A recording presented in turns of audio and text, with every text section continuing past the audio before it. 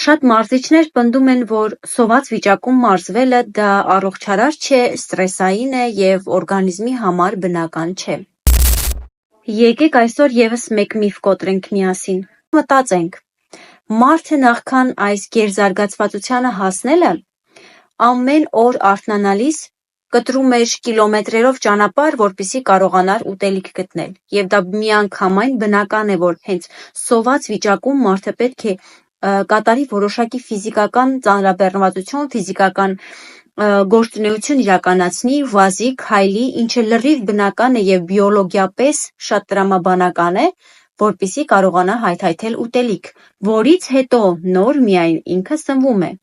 Այսինքն, եթե մի բան բնության մեջ օրինաչափ է, դա չի կարող օրինաչափ չլինել մարդու մոտ։ Ձեր ամենօրյա առավոտյան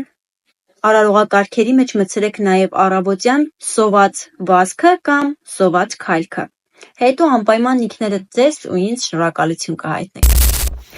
Բացի այդ, եթե ձեզ մոտ ծագում է որևէ հարց, անպայման գնացեք բնություն։ Իհարկե կենդանիները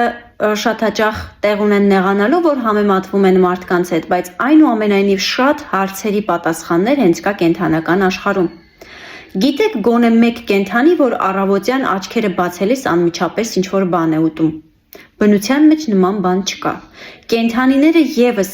անում են ահռելի ֆիզիկական աշխատանք ուտելիք հայթայթելուց առաջ։ Եվ անմիջապես ուտելուց հետո կենդանին հանգստանում է տևական ժամանակ։ Այսինքն բնության մեջ ճակերտավոր սպորտը իրականացվում է անպայման սոված վիճակում։